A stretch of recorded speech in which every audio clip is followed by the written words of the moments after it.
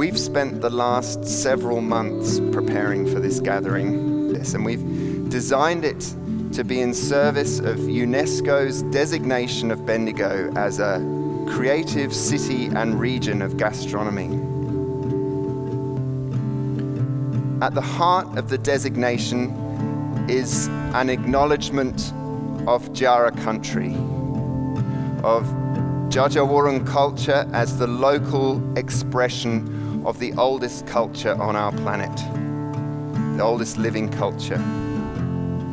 A culture that has been silenced and marginalized but still lives on and still offers deep practical insights into how we can live together on country in abundance. So if your ancestors were here today with the state of the country that it is, how would they eat off country? That's a good question. I often think when I get a tricky question, what would my ancestors do with their wisdom, accumulated wisdom of multiple generations? Well, they would eat country healthy, eat the abundance. That's what we did.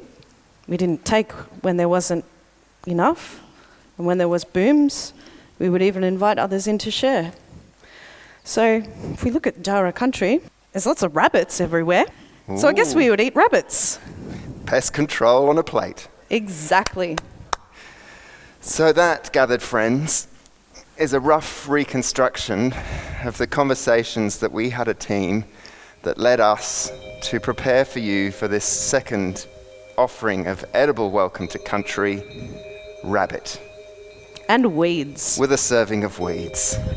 Enjoy. And we said, how are we going to get them to eat rabbit and weeds? We could make it fancy. Yeah. Welcome to Saltgrass. That was performer Tait and Djaara woman Rebecca Phillips talking to the audience at an event that ran last year called Djakitj Larr. I went to that event with my sound recorder, and I have to say it was a beautiful and profound experience. It involved performance, discussion, and amazing food. I got lots of audio from that day, and then a few weeks later I spent an hour and a half with 6 of the creators talking about everything that went into making it. So today in this episode, I'll be sharing audio from the live event, such as you just heard, and I'll be weaving that through the interview I did with the creators. I gathered so much audio that I'm going to have to share this with you over 2 episodes. The themes that emerge across all of this content are everything that Saltgrass is also focused on. Localisation, community building, sustainability, food security, caring for country, listening to Indigenous voices. The creative team involved more people than were able to join me in discussion about the event. But today in the interview, you'll hear from Jodi Newcombe, who is executive producer and director and founder of Carbon Arts, Sam Thomas, who was in creative development and sound design. He was also the stage manager for the animate objects. Tait, who you just heard, was co-producer, performer and MC for the day. Rebecca Phillips was in creative development. She was a performer, as you just heard, and the advisor on Djaara knowledge. Charlie Ahrens was in creative development, and she was the stage manager for inanimate objects. And Animate is from the city of Bendigo, and she was instrumental in the application process for the designation of the UNESCO Creative City of Gastronomy that Bendigo was given. And we're going to start with her because I think it's important to understand the context of what exactly a creative city of gastronomy is. The event took place at a winery just outside of Harcourt, which is a lovely small town just 10 minutes from Castlemaine. And Harcourt is surrounded by orchards and wineries and beautiful places, and just at the foot of Lianganuk or Mount Alexander. We gathered on a clear sunny day and were welcomed to country by Rebecca's smoking ceremony. We were given name tags that also had a Djaara season attached to it, and we were encouraged to mingle and find out about the other seasons that were described on other people's name tags. Then we had a performance, and Will and Beck led us through various stages of a performance, which also involved little servings of food being given to us that were reflected in the performance, as you'll hear about all of this as we go through the interview, but I just thought I'd give you the context of the full event. And then after the performance, we had several opportunities to get together in discussion groups around topics and themes that were supplied to us and that we also were able to nominate. And it was a really amazing opportunity for lots of different people in our community to get together and talk about aspects of food production, land management, creativity, all sorts of things. And the whole event actually took about 5 or 6 hours, and it didn't feel like that. It kind of flew by, but it was a whole afternoon. Another thing that happened was that we were invited to put our intentions for how we would perhaps care for country differently in our lives and in our practices, and give that intention to a stone, which at the very end of the day, those stones were taken to a creek bed just down the hill and placed there so that those intentions could actually be given to country. So we'll get to all of that in just a minute. But as ever, before we begin, I want to acknowledge that all parts of this episode were recorded on Djaara Country.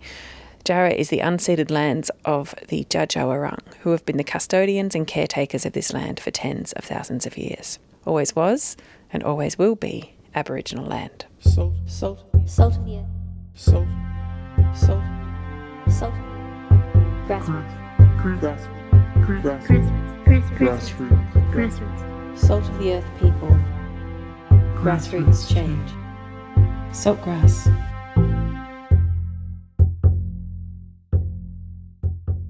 Listen to all episodes of Saltgrass on your podcast app or at saltgrasspodcast.com. So let's start with what being designated as a creative city of gastronomy means. This is Anna Knight from the city of Bendigo. So it came out of Bendigo's creative industries strategy. While we were developing that strategy, we became aware of how many great smaller cities around the world were involved in the UNESCO Creative Cities Network. That's a network of cities that are putting creativity at the heart of their plans for sustainable development. So the UNESCO Creative Cities recognises 7 different categories of creativity, which is a very creative way of doing it. They've got crafts and folk art, literature, music, design, media arts and gastronomy. So in looking at those different categories and thinking about Bendigo and the region, it became clear that gastronomy was the strongest lens for us to look at our own creativity, because there was so much going on both in Bendigo and the surrounding area in terms of sustainable agriculture and sort of small-scale artisanal food. And we also felt that the story of our First Nations community was really strong and had a real focus on, healing the country and food and all of those sorts of elements. So we thought that was a great story to tell to our community, but also tell to an international audience. So we began engaging with people across the region to find out if that sort of resonated with people. And although we came up against a little bit of pushback and confusion about, what does gastronomy mean? And, we don't have that many great restaurants in Bendigo, so why would we be a gastronomy city? Overall, once we sort of started telling the story about what was happening across our region, people started to understand and got behind the application. How did you describe the region in your application? What sort of things did you highlight? Well, there were a few different things. We worked with the Dja Clans Aboriginal Corporation with Rodney Carter, and part of doing that was deciding on the region that we would refer to. So it's a city that's designated, but in terms of gastronomy, you have to talk to the land that surrounds your city, because that's generally where the food is grown and the beverages are made. So as opposed to some of the other designations where it's very much about what happens in the urban centre of the city in terms of creativity. The region that we talked of was based on the lands of the Dja, with some other parts brought in as well around the river catchments. So we talked about... That's a very big region. It is a big region, quite large. It goes all the way up to sort of Bullock and Gannawarra LGAs and down to Hepburn and Macedon. So we talked about the area, and we talked about the story of the Indigenous culture of this land and how there was a sustainable food system for tens of thousands of years before colonisation. So that was a big part of our narrative. And then we also talked about how there was a growing interest in sustainable agriculture, but also small-scale artisanal food production. We saw that there were over 400 small artisanal businesses around the region, and we thought that was a really special thing, that we grew and made so many different sorts of food and beverage products in our region. We grow almost everything from grain and fruit to having different sorts of meat and dairy products as well. So we talked about that diversity. Then we also just talked about our creative story, and Bendigo sees itself as quite a creative city, and obviously there's some very creative communities around Bendigo as well. And then the other factor was talking about health and well-being. There's quite a big issue in Bendigo and surrounds in terms of poor health linked to poor nutrition and poor foods. Although that's a negative, we talked about how much work is going into changing that story for our region, and there's a real interest in healthy food and supporting people to make healthy choices. Yeah, that's really interesting, because I think, as you said earlier, the word gastronomy can feel a bit exclusive and like it's the upper class talking about food in their very privileged way. But what you're actually saying is that you consciously talked about the full spectrum of our society. That was engaging. Yeah, that was the idea, and it was it's an ongoing challenge to express that, because it's a complicated narrative. It's a big story to grasp, and people tend to think of sort of elite fine dining when they think of gastronomy.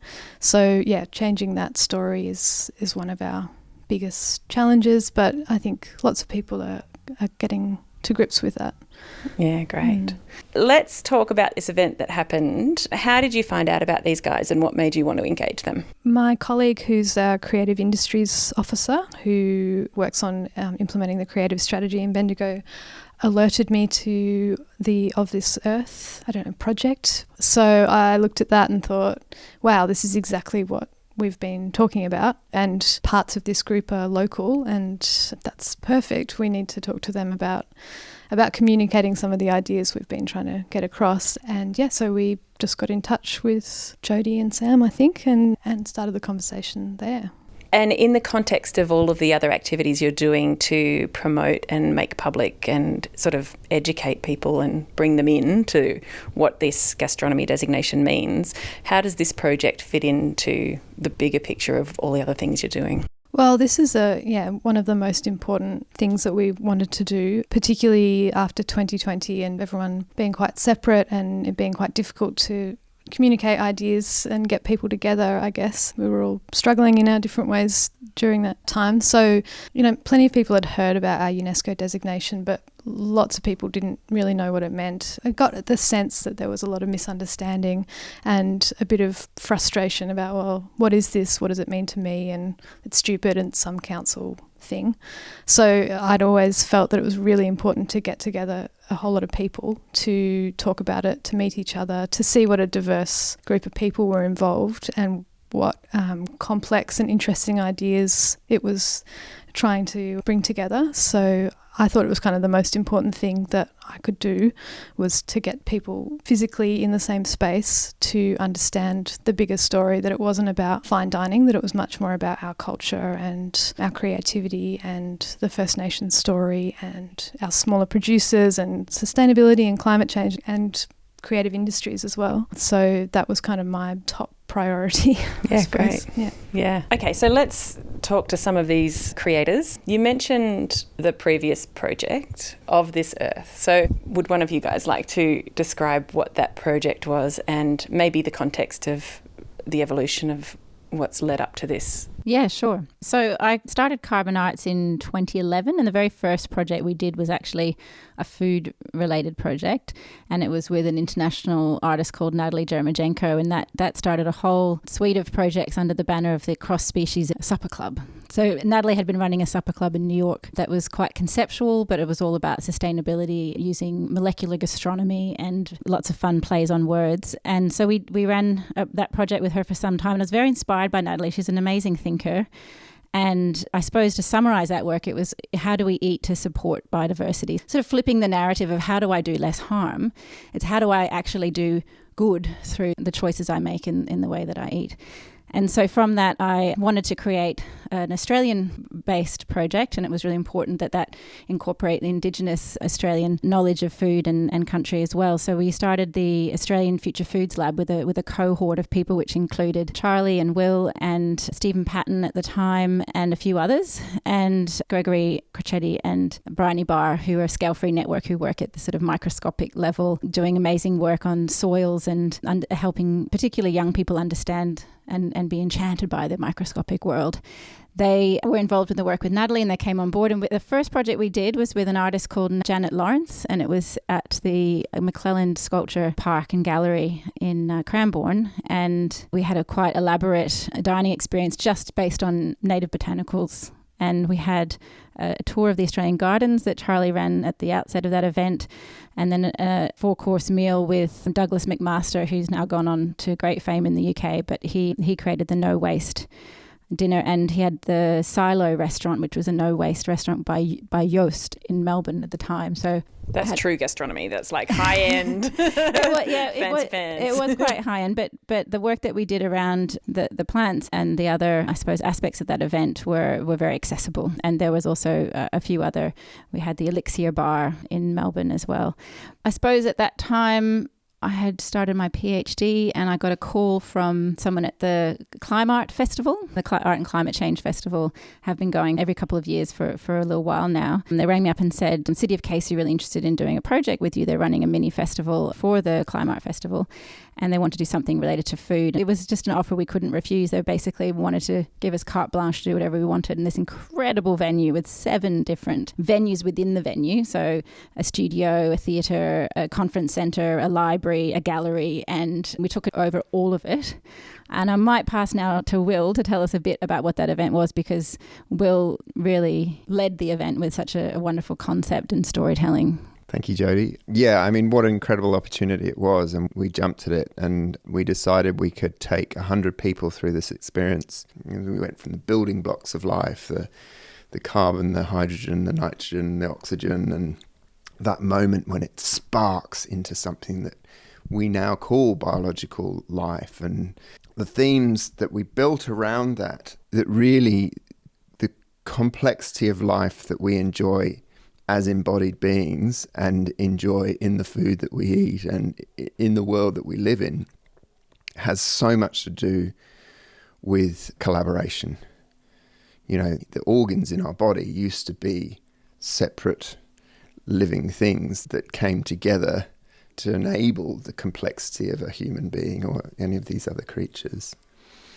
And as that narrative built, we started to seed into it the idea that we're living in a country that had an understanding of how to really live in harmony with that land, and sort of posed the question of the idea that the governance that we might need to return to that is actually also revealed in what is now surfacing through revisiting of the early sort of accounts of how the land was managed. We can actually look into Indigenous culture in Australia and not just find ways of relating to the land, but actually how to be in governance with each other that could help us with this. And we took the audience on all these adventures throughout the venue. You know, at certain points in the performance, we gave the audience an experience of being factory farmed with Charlie and Jodi dressed up in strangely precognizant COVID-style outfits. You know, the masks and, you know, shunting people around. And we just found as many different ways as we could of telling the story. But the one thing that was missing from that project was the timeline that we had to jump on didn't give us an opportunity, although we tried, to bring on a core collaborator who was Indigenous. And so we came out at the end of the project realising that for all the great learning that we'd done and learning that we'd created for the people that passed through it, that absence was something that we couldn't allow to exist in our work going forward. And so when it came to responding to this invitation, we'd made a decision as a group to only step forward into our next project if we could have an Indigenous core collaborator from the land that we were working on. So we'd been thinking about how to take Of This Earth forward because there was such an incredible response and people loved it so much and wanted us to do it again. And there were lots of growers from the Gippsland area who were there. So it was a similar diverse audience of 100 who gave us great feedback and wanted more conversation, wanted to, you know, spend more time together in that same framework. And so Will and I had spent quite a lot of time just ruminating on that and bringing in Sam from where I live in Castlemaine, because working in City of Casey felt a little bit disconnected. And in a way, I've sort of gone from working with a New York-based artist travelling in Australia, and we did the Australian cross-species adventure safari around Sydney and rural Victoria, and just kind of being the road show, and then thinking, no, it has to be Australian, so making it the Australian Future Foods Lab, and then moving to Castlemaine and doing my PhD and realising, no, it has to be about where I am. It has to be really grounded about the place that I love and live in. And met Sam, who's an incredible creative producer locally and very aligned in the way we do art, and Alex Perry. So Alex Perry was the chef of this Earth project. We actually used Bruce Pascoe's flower that he's growing in Malakuta because I'd met him at the Castlemaine State Festival when he spoke. So we were sort of drawing these threads together that came from a local context, and we approached the Bendigo venue and event saying we'd like to use the Alumbra Theatre, and literally the day we sent the email to them saying, okay, here's the proposal, we got an email from you saying we'd like to work with you. And it was like, wow, this really wanted to happen. And we still hope to go to the Alumbra because there's something about that massive theatrical experience that we did that was really, really fun. All right, well, should we talk about who you then drew in terms of both Sam and Beck and what roles they've played? Do you want to start, Sam? So I'm really interested in kind of a folky approach to contemporary ceremony in a way, and I've worked with Rebecca Phillips on a few events, the last being one called Encounter up at the Poppet Head, where we looked at our shared love of electronic music as a meeting point really to create this outdoor free public event, which actually involved a whole community dance, participatory dance project that Chunky Move brought to Bendigo. But what Rebecca brings to this kind of gathering is a feeling of common ground and being able to speak without suspending tradition in a faraway place, not in time or geographical sense. It's about what's happening right here and right now. And that's really the resonance, I think, that breaks down the barriers and means that people don't carry guilt or they don't feel uncomfortable about the meeting points for these two very different worldviews, you know, like the colonial way of thinking. We're also suffering from that as European people, and Will and Jodi and I really, and Charlie, dug into the roots of European indigenous culture too, because we were colonised too. You know, as Scottish and Irish people, all of this stuff that happens to Australia and more recently colonised countries was tried out in the British Isles first. That's how they knew that they could control people in this way. And I was very lucky that my parents really, my whole childhood, I was taken around lots and lots of strange pagan customs that my dad is fascinated by and a huge part of, right from Cornwall up through to the Highlands of Scotland, from Peliar in Shetland right down to the Padstow May Day celebrations. These things are still part of the fabric of the British Isles, and they're pre-Christian, they're pre-political, they are about actually celebrating the turning of the seasons and the natural world, and usually they're about food. They're actually about harvest time or a working time in the fields together, and then this release, this sort of carnival sense of celebration that we've got stuff to eat for the next few months.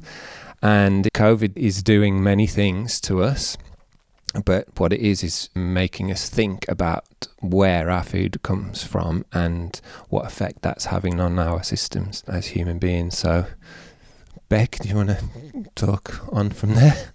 Well, firstly, I'd like to acknowledge the traditional country that we meet on, our ancestral country, the Djaara people, Matinga Kulimurub, and just be really grateful for being able to tell stories on this country, recognising that, you know, we're all connected to this country, to all Bunjal's creations and to each other. And this is a bigger part of caring for country.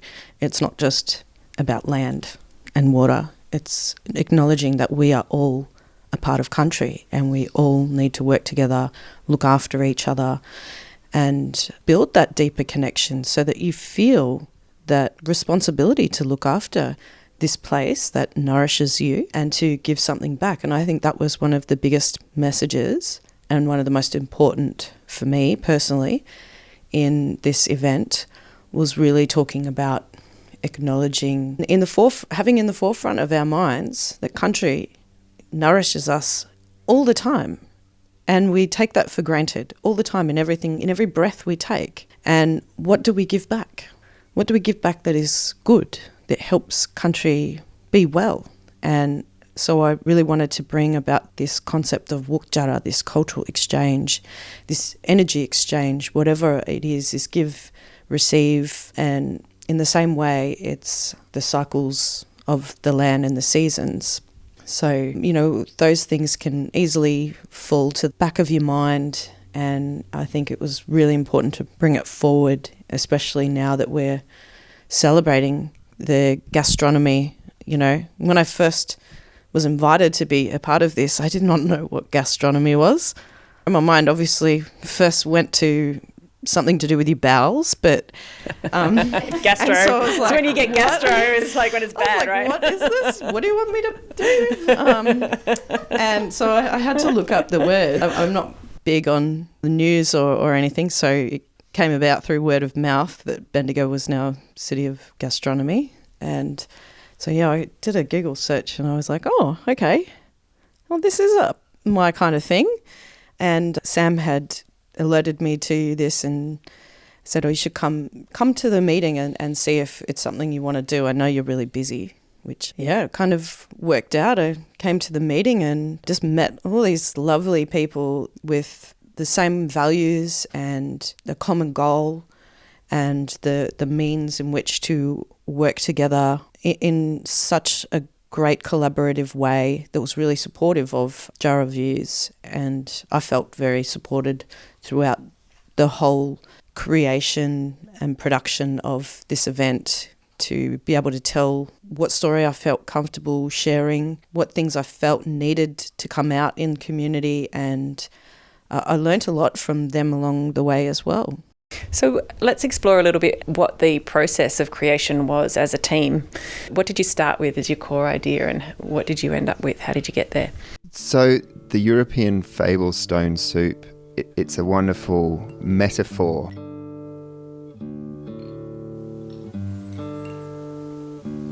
A stranger walks into a village ravaged by famine.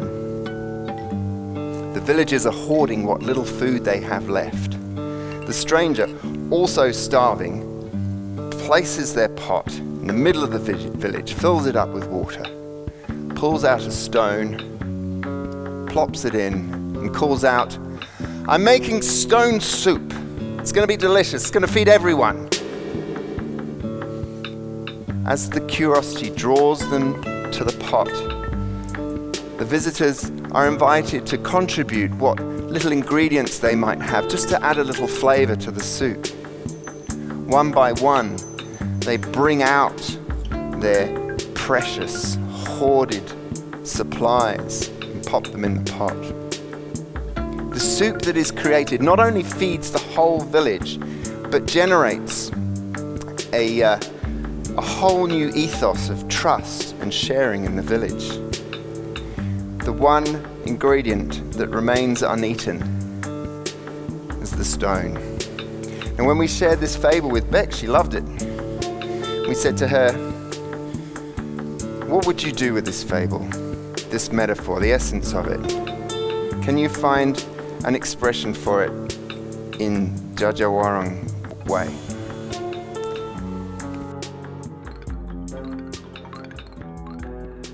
Yeah, so when I heard this story, it took me to the concepts of stones or how we view stones differently.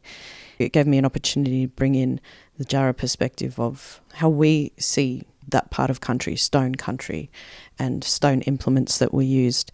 So stone in Djaara is Larr, and Larr comes with two different notions or references. So one being the stones that you find in country, but also as a reference of your grinding stone. So where you would grind the seasonal grains to make your bread. Grains are seasonal, and so you wouldn't need to carry around a big grinding dish all year round. And so when you say Larr, it also refers to a camp, like a semi-permanent camp, because that's where you would leave your grinding dish. You're not going to carry around a big heavy stone.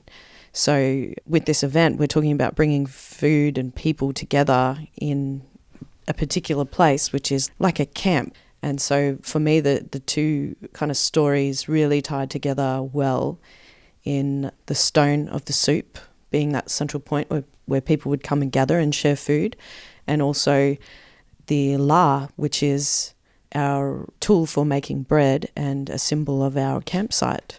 So Djakitj, meaning food, stone food, was as close as we'd get to stone soup, but we just saw how well the stories tied together, and the name seemed really fitting. Well, it's also stones being really quite a permanent thing in country. They don't move very much that I've seen unless something is moving them. And so, with stones is a solid foundation and a permanency. And for me, that also carries the foundation of the meaning behind us working together to create better food systems that are good for country and good for people here. It's quite interesting, that idea of place, because the idea of gastronomy, when you looked up your definitions, Beck, you would have seen there's a few different definitions of gastronomy, but it's often how a place expresses its culture through its food. And a lot of the other UNESCO creative cities of gastronomy, they are sort of cities of gastronomy because of their one famous dish that comes from that region, or their one famous ingredient, like a truffle or a certain type of cheese or whatever it is. And we didn't really have that in Bendigo and the region yet. Perhaps we will soon. There wasn't sort of something that sprang to everyone's mind as how we express our place through food. So I think part of what you brought, Beck, and what the event brought was tying people to the place, and our gastronomy being about the place where we live, the country that we live on. And I think that's a really important step in us developing our own gastronomy, which comes from this place specifically. It's part of a broader idea, I guess, in Australia about what is our food culture in Australia that isn't just sort of borrowed bits of other food cultures. And maybe it is an amalgamation, but helping people to feel connected to the country and the gastronomy of this place, I think, was a really important part of the event as well. Can I just bring Charlie in at this point? Because it was Charlie that brought stone soup. And I've heard that story since I was a child, and I went, yes, that's it, that's brilliant. And then we flew with that, and then it's actually been the seed and the core of this so far. Yeah, I find my role is in listening and digesting a lot. So I like to listen to the stories and let them filter through and pick up on the symbols and the nuances and the relationships between concepts till something forms in a solid idea that then I can bring to the group and offer to the community that we can then all build upon. And so I think that's also the other part of the stone soup for me. And actually the inspiration for me came from Beck describing the plate. So we started with this concept of, well, what's on our plate? And here in Djaara Country, it was beautifully realised in the performance of Djakitj Larr, describing all the food that is available here in Djaara Country, and actually how much of it is accessible to First Nations people because of agriculture, because of land ownership. And it was just really a powerful image for me. So these two things going on for me, what's on our plate and the idea of how can we all contribute in a healthy way and in a collaborative way to that plate. It just reminds me of a great quote that my dad quite often opens his storytelling performances with, which is that if speaking was more important than listening, we'd have been born with two tongues and one ear. There's been a lot of great listening going on, and I think during the event, the audience feedback that we've been getting was how profound the experience was, because it felt like there was some deep listening going on. The first thing we do when people are arriving was a smoking ceremony for people to walk through and start the journey on the right foot and help people ground themselves to that place and meeting all the wonderful people that were invited. So that's just part of protocol, I guess. There were lots of little protocols we had to follow and get right in order to really hold the cultural integrity of this event. So when people walked in, they were given a little name tag with a season on it. I thought that was a beautiful thing, and people were invited to talk to each other and explore what different seasons there were and make notes and basically learn what the Indigenous seasons are for this region. So in structuring any event, the biggest hurdle is how do you get people to show up and open up to what is being offered? So that arrival moment is really critical in terms of inviting people to play with the idea and with each other. And so I really enjoy making work that has an accessible structure or format, and often that's by creating something that's familiar enough but is a little bit different. So you have to think about it slightly differently, but it's not too far out of your comfort zone that you're not feeling like a fish out of water. And so the seasons was a really great touchstone because we're all familiar with seasons, but we're not all familiar with Indigenous seasons. And so it was a great way to start just threading in the different lens through which to appreciate the land that we were on and the concepts that we were about to delve into further. And so that was part of it, but also I was very interested in the cross-sectoral audience because from the earliest projects I was like, how do we get more people outside of the arts community or outside of people who already know about this stuff? How do we talk to the farmers? How do we talk to the producers so that they can become more inspired by regenerative agriculture and native food plants? And so I was wondering, how can I get this range of people to start talking to each other rather than just going, oh, I'm an artist and I know these people over here, so I'm going to feel comfortable and go and talk to those people over there. So we colour-coded the name badges, which were lanyards with strips of fabric, and each industry, there were 6 different industry groupings, and each grouping or sector was a different colour. And we related that to one of the seasons because there are also 6 Indigenous seasons, and they were colour-coded. And in the game, they had to find the names of all of the seasons that they weren't. So they had one season, one colour on their lanyard, and they had to find out the names of the other 5. So they had to go and talk to people from all of the other 5 groups. So it was just a really easy format for getting people to talk to each other outside of their more familiar. Grab a pencil if you need something to write with. Well, tell me about your season. My name tag says I need to find the names of all the seasons by exchanging information with other guests. January to March, April to May, so what are June you? to July. What am I? What are you? I'm January to March. Millicook. Barramal. It's the time of lightning. Emus pair, nest and lay eggs. Gee, that's a lot to do in 2 months. You know, no hunting allowed. I like that. The wapara are breeding, the eagles. Kangaroo apple fruits. Ooh. I've never worked out how to cook that, or whether you can. Kangaroo apple fruits. And it's dry and gusty. There you go. Boy. I think January to March is when you get your bushfires. Dry and gusty and lightning is exactly what happens in bushfire season. Yeah, I guess so, yeah. I'm still trying to get over the emus pairing, nesting and laying eggs in 2 months. They're quick movers. Flat out. Yeah. Tinder, I can't even respond to a phone call in 2 months.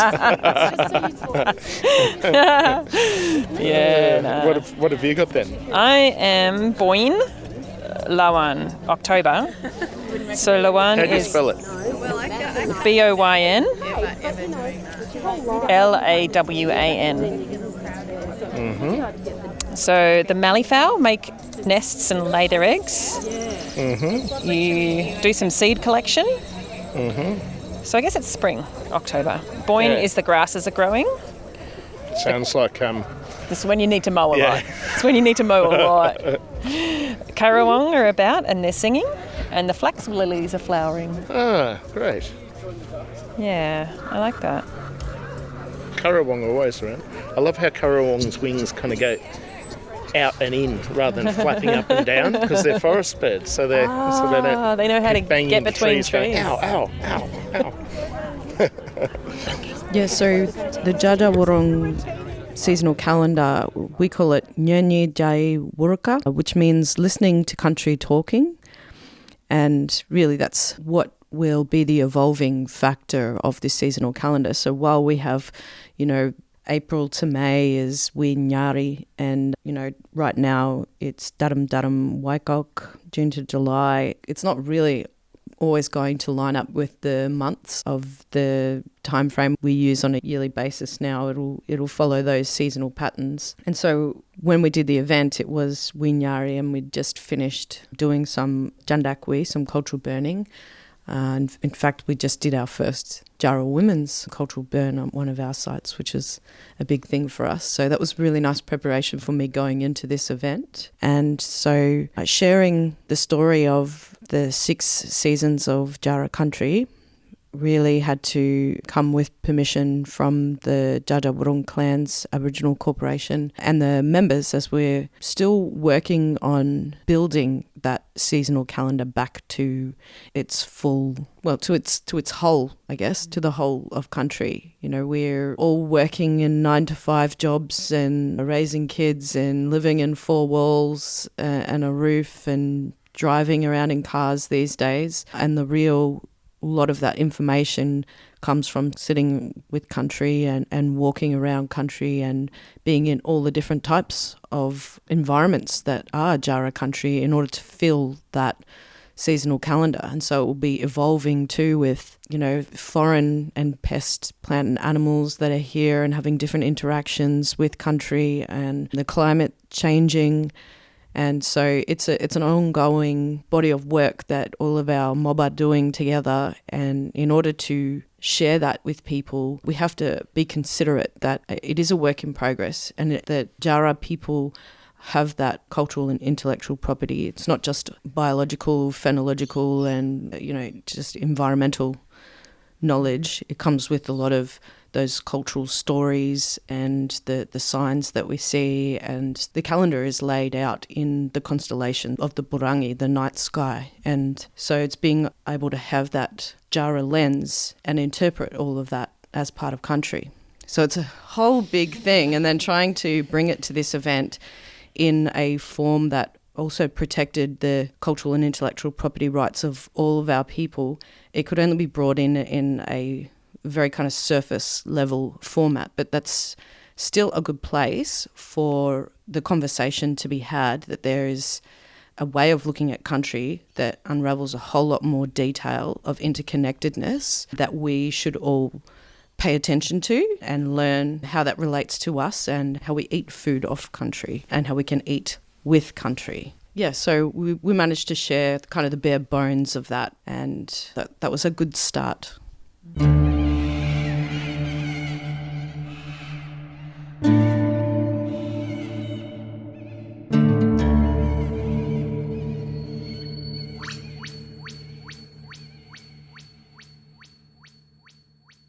Okay, so once everyone had had a chance to mingle for a while and chat and talk about seasons, everyone was asked to come together around a stage which was made of sand. We were outdoors and the audience sat in a ring around this performance area. And Will and Rebecca then performed several pieces, and at several points in this performance, little tasters passed around, so little portions of food that had been made. And they were all kind of fascinating and unusual, and they were kind of an adventure on a plate. I'm just going to now share a few snippets from the performances. That will be it for today's episode. And next week we'll hear more from the performances, which went for over an hour, and we'll hear more from the creators and everyone involved. Also from the audience, and we'll get a sense of how they experienced it and what it was like for them. But that's all next week. For the moment, this is the first part of the performances with Beck, telling the creation story of Djaara Country.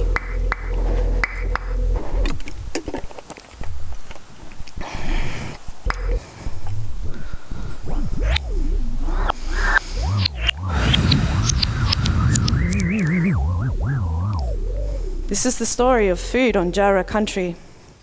And while I'm standing here as a Djaara woman, I don't speak for all Djaara people. So what I'll be sharing with you is a story, my remembering, my interpretation of Djaara Country. Malami Aja, long ago on country, the ancestral spirits walked this land with Bunjil.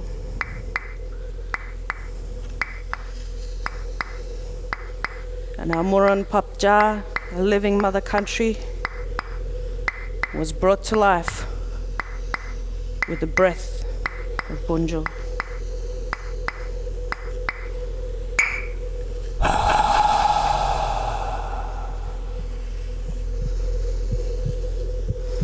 These beings left their mark, left their footprint, left a song and ceremony.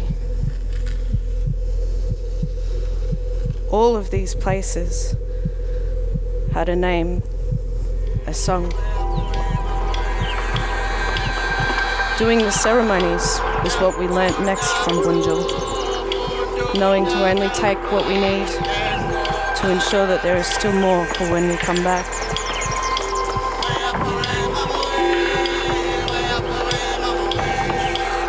Collecting honey. These trees are central to our identity. They're our elders. The women gave birth in the trees, bringing in the new generation.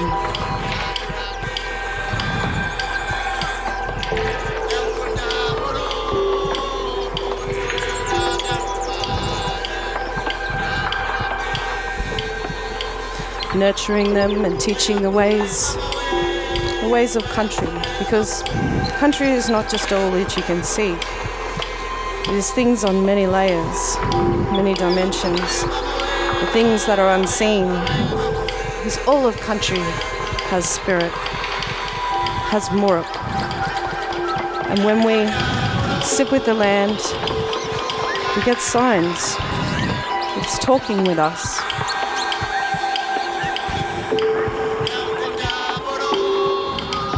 Once Bunjil was happy with his work, he then transformed into the wedge-tailed eagle. He soared really high, looking down over his masterpiece. Now happy with his work, he flew up into the stars and sat down by his fire. This fire is what we call Jupiter today. Bunjil watches down over us at night from his place in the stars, and in the day through the eyes of the wedge-tailed eagle. So this is a story of how Djaara Country was created, Bunjil's country. A story, there's a whole lot more to it. And now the purpose, Wartaka. Why we are here. I'm here because I want to share story so we can know country. Some stories are maybe only represented one view. This is another view. The more views we hear, the better understanding we have of country. The purpose is when we know country better, then we may be able to interact with it better, connect with it more. So, while I'm wearing my country today and I'm sitting on it, I'd like to bring this part to a close and get to the Wukjara, the food offering that I can offer you today. While there is abundance in my story, there's not so much abundance on Djaara Country these days. I would love to offer you the baramul meat, the wirrano, the cod, the murnong. But today, what I can offer you is kangaroo from the supermarket and some wattle seed with majority of white flour. Because this is the reality. And although my ability to welcome you in the way in which I would love to has been compromised, it's still heartfelt. And so this will be the first food offering in this journey of Djakitj Larr. Thank you, Beck, for the beginning of a wonderful welcome to country. So that's it for the first episode about Djakitj Larr.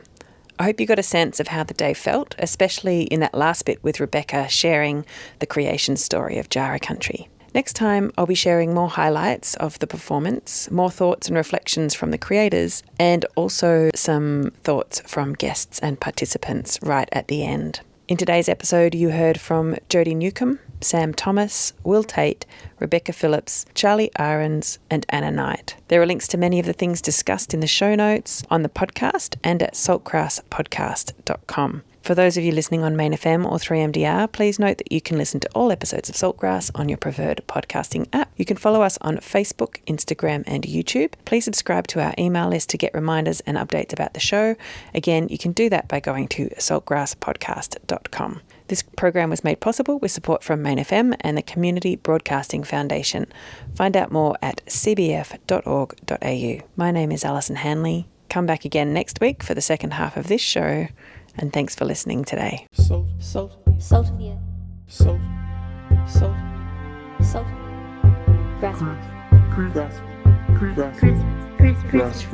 Grassroots. Salt of the earth people. Grassroots change. Saltgrass.